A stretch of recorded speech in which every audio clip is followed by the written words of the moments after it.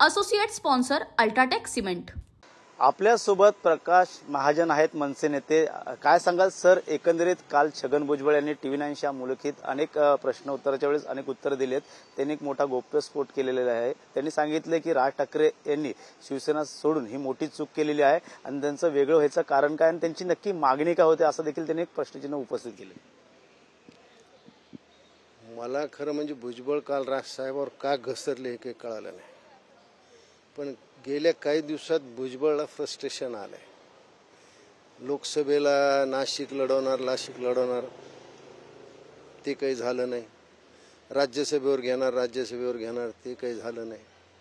ज्यावेळेस भुजबळांना एखादी गोष्ट मिळत नाही त्यावेळेस ते दुःख व्यक्त करताना एक त्याला तात्विक मुलायमा देण्याचा प्रयत्न करतात। खरं म्हणजे भुजबळाने नाशिकमध्ये नॉलेज सिटी काढली, पण भुजबळाचं नॉलेज एवढं कसं कमी आहे? हाँ शुक्ला जी, भिजवाना सिर्फ अल्ट्राटेक ही। मान गया बेटा, पर अल्ट्राटेक ही क्यों? आप ही ने तो कहा था कि घर जिंदगी में सिर्फ एक ही बार बनता है। घर एक मौका एक, इसलिए सीमेंट भी देश का number 1। UltraTech, India's number 1 cement. 93 साली भुजबळ स्वतः 18 आमदार घेऊन बाहेर पडले। कशामुळे पडले? ते म्हणतात मंडल आयोगामुळे बाहेर पडले, हे सगळं खोटं आहे। मनोहर जोशीला विरोधी पक्ष नेता केलं या रागापोटी ते बाहेर पडले। आणि आज त्यांनी राज ठाकरेवर जी टीका केली, राज ठाकरे बाहेर पडले म्हणजे त्यांनी काही पक्ष फोडला नाही, त्या बाळासाहेबाला सांगून ते पक्षाच्या बाहेर पडले। खरं म्हणजे भुजबळाला हे लक्षात नाहीये की अख्ख्या देशाचं आदराचं स्थान असलेले हिंदू हृदय सम्राट बाळासाहेब ठाकरेला टी बाळू म्हणायला कुणी सुरुवात केली? भुजबळनं केली। भुजबळनं बाळासाहेबाच्या वयाचा मुलाजा न ठेवता त्यांना अटक कुणी केली? भुजबळनं केली। हे भुजबळ विसरलेत काय? राज ठाकरे तर सांगून बाहेर पडले। राज ठाकरेंनी पक्ष फोडला नाही, काही नाही। प्रत्येकाला आपली वैयक्तिक प्रगती करण्याचा अधिकार आहे, त्याच्यातून भुजबळ बाहेर पडले। भुजबळाला काय माहिती राजसाहेब कशामुळे बाहेर पडले?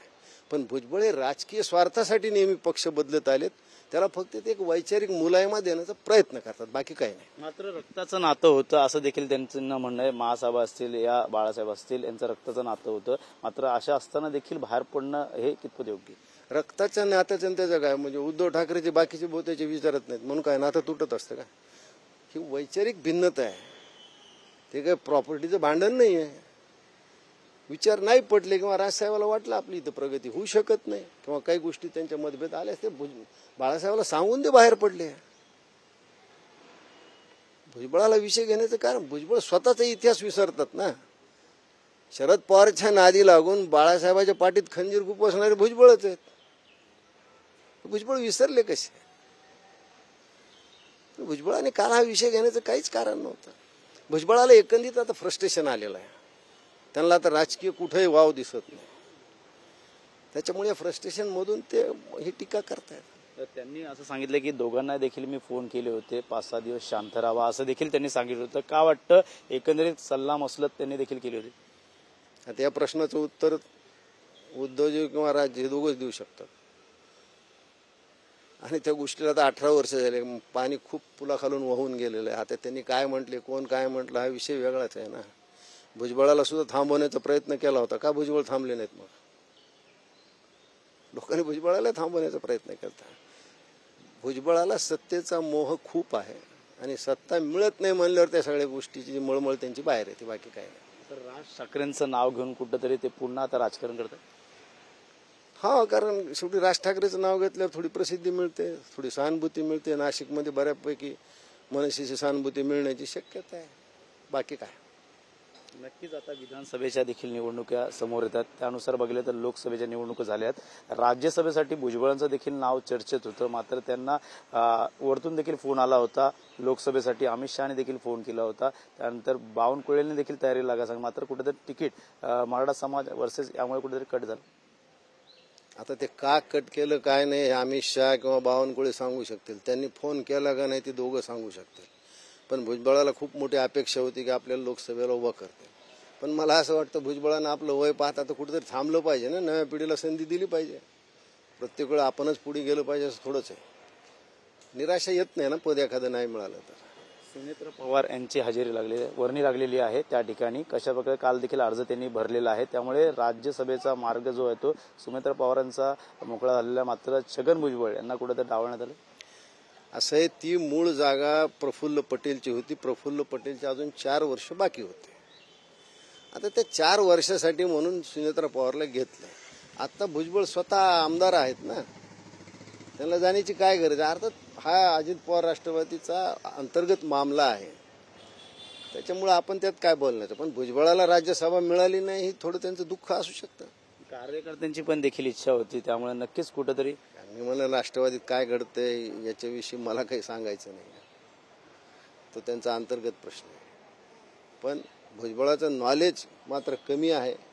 नॉलेज सिटी काढून नॉलेज येतं असं नाही. नक्कीच आधी विधानसभेसाठी आता मनसे देखील आता या ठिकाणी शेतात उतरलेली आहे. 250 ते 220 अशा जागा ज्या आहेत ते समोर लढवणार आहेत. कसं बघतात, अंदाजचं गणित कसं असणार? नाही, परवा 13 तारखेला जो आमचा मेळावा झाला त्यात राष्ट्रवादीने स्पष्ट सांगितलं की आम्ही 250 ते 250 जागा लढू, त्याची तयारी चालू आहे आणि योग्य त्यावेळी ती सगळ्या समोर येईल की आम्ही काय तयारी करत आहोत. कशी असणार आहे तयारी? का तर ह्या टायमाला माघार घेतलेली आहे पदवीधर निवडणुकीमध्ये मनसेने, त्यामुळे नक्कीच महायुतीचा पुन्हा पाठिंबा देण्यात आलेला आहे. हे पदवीधर निवडणुकीत मनसेनं माघार घेतली, उद्धव ठाकरेनं काय घेतली? तुम्ही आम्हालाच प्रश्न विचारता.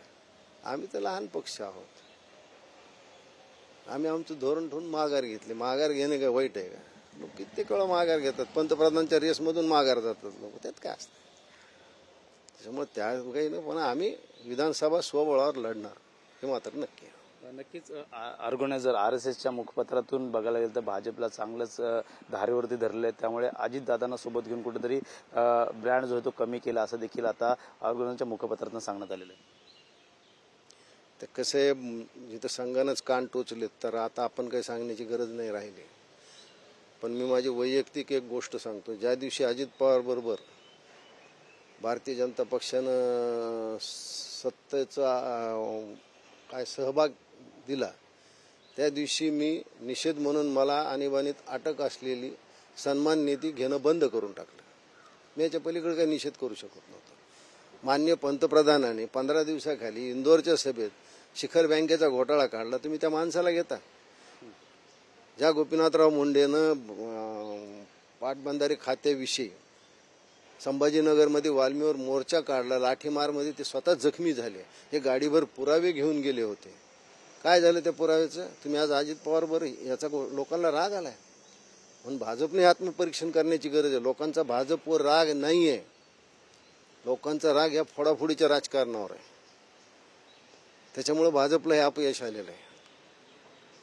कोणत्या तोंडाने तुम्ही सांगणार अजित पवार चांगले? आणि आज काय पाहिलं? प्रफुल्ल पटेलची इक्बाल मिरचीच्या शेतीतली ती प्रॉपर्टी सुटली. अजित पवारच्या जरंडेशाल कारखान्याचं काय झालं? ती चौकशी बंद झाली. शिखर बँकेची चौकशी बंद झाली. अशी भ्रष्टाचारी माणसं सोबत घेत आहे. मग लोक कसे मत देतील तुम्हाला? हेच संघाने सांगितलं. आता दुसऱ्या कोणी सांगण्याची गरजच राहील नाही. 26/11चा हल्ला असेल त्यावेळी देखील काँग्रेसच्या नेते जे होते आता ते भाजपमध्ये आलेत, त्यामुळे देखील असा देखील आरोप होतोय की त्यांना आता नेते मंडळी करण्यात आलेले, त्यामुळे चुकीचं कुठे आहे असं देखील भुजबळ म्हणतात. मला नाही कळालं कोणाला. ज्या पद्धतीने 26/11चा हल्ला झाला त्यावेळेस देखील संघावरती आरोप ठेवण्यात आले होते काँग्रेसकडनं, आणि तेच आता भाजपमध्ये गेलेत.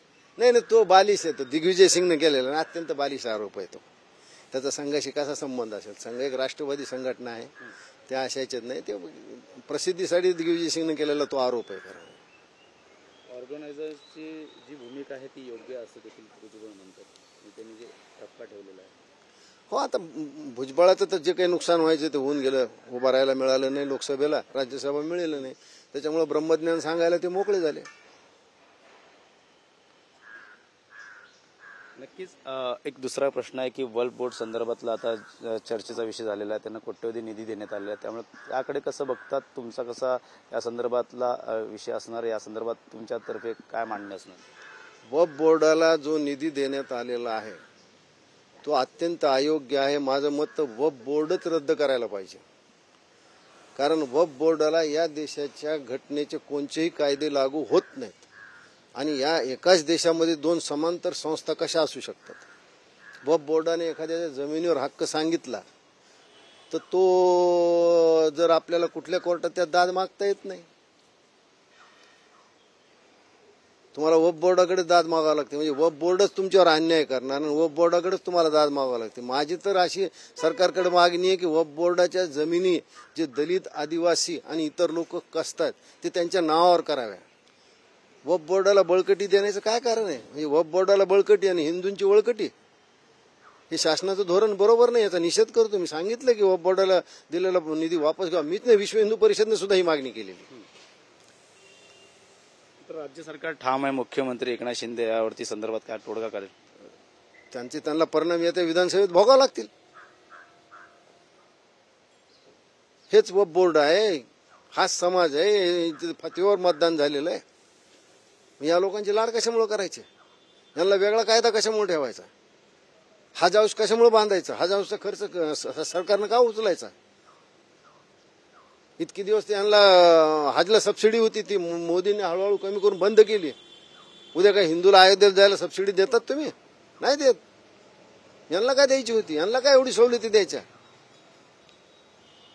या सगळ्या बंद झाल्या पाहिजेत. देशात एक कायदा आणि त्या कायद्यापुढे सगळे नागरिक समान आहेत. वक्फ बोर्डाचा दुसरा कायदा नकोय, वक्फ बोर्डच नकोय, ते बरखास्तच व्हायला पाहिजे. विरोध आहे म्हणजे हो, वक्फ बोर्डच बरखास्त व्हायला पाहिजे. वक्फ बोर्डाचा हा कायदा काँग्रेस सरकारनं त्यांना जी स्वायत्तता बहाल केली ती किती धोकेदायक आहे. आज देशात नंबर 2चं वक्फ बोर्ड आहे, ज्याच्याकडे एवढी मोठी जमीन आहे, 7 लाख हेक्टर जमीन आहे त्यांच्याकडे. हा किती मोठा धोका आहे, हा विचारात घेतला पाहिजे आणि सगळ्यांनी त्याला विरोध केला पाहिजे. आमचा कोणत्या धर्माला विरोध नाही, त्या धर्माच्या ज्या अपप्रवृत्ती घुसल्या आहेत याला आमचा विरोध आहे. नक्कीच मनसेची भूमिका पुढे काय असणार आहे? नाही, वक्फ बोर्डाला जो निधी दिला त्यांचा आमचा विरोध आहे, बिलकुल विरोध आहे आमचा. कारण अशा या वक्फ बोर्डाच्या कृत्यामुळे जागोजागी थडगे, मशिदी, दर्गा, कबरी उभा राहिलेल्या आहेत, ज्याचा यांच्याशी काही संबंध नाही. त्या विशाळगडावर एवढी मोठी एक दर्गा उभा राहिली, इतिहासात त्याचा कुठेही उल्लेख नाहीये. आता ही जर आठवायची असेल तर आम्हाला वक्फ बोर्डाकडेच जावं लागेल. ही किती चूक आहे? म्हणजे वक्फ बोर्डच अन्याय करणार, नाही मागायला आम्हाला वक्फ बोर्डाकडे जावं लागतं. हा कुठला कायदा आहे? म्हणजे सगळं रद्द झालं पाहिजे, वक्फ बोर्डच रद्द केला पाहिजे. मुख्यमंत्र्यांकडे काय मागणी असणार? नाही, मुख्यमंत्र्यांनी तर चूक केली नाही. मुख्यमंत्र्यांनी हा निधी देऊन चूक केली, त्यांनी त्वरित वापस घेतला पाहिजे. हिंदूच्या भावना दुखावल्या गेलेल्या आहेत, त्यामुळे याचा त्यांनी गांभीर्याने विचार करावा. नसता लोकसभेला, विधानसभेला तेच निर्णय त्यांच्या समोर येतील. धन्यवाद. नक्कीच प्रकाश महाजन त्यांनी सांगितले. मात्र या संदर्भात आता मुख्यमंत्री कशा प्रकारे पाऊल उचलते हे देखील आता पाहणं गरजेचं राहणार आहे. कॅमेरा सुभाष सह Ganesh Thorat, TV9 Marathi, Thane. Associate sponsor UltraTech cement.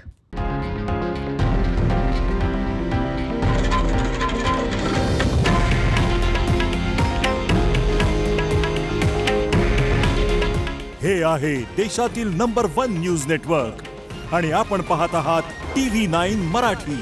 काळजी तुमची, हित महाराष्ट्राचं.